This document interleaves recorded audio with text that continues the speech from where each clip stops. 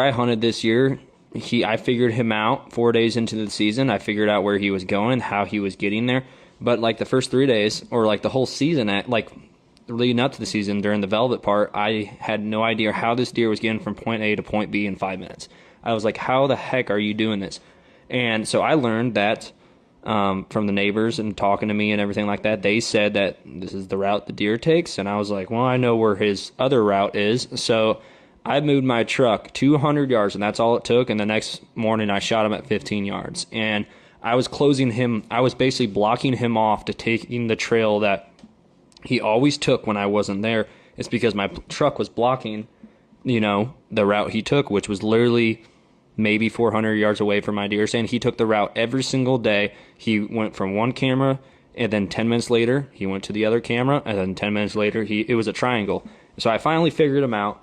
And access is key. I snuck in there when he was in the field feeding, so he didn't know I was in there. And when he was coming back in from feeding to bed down in this low area of near a creek, I was sitting right there. We crossed points. He hit the scrape, and I shot him right there. So access is very important to deer hunting. And anyone that you ask that deer hunts, will say that. So. And it comes right into the next point.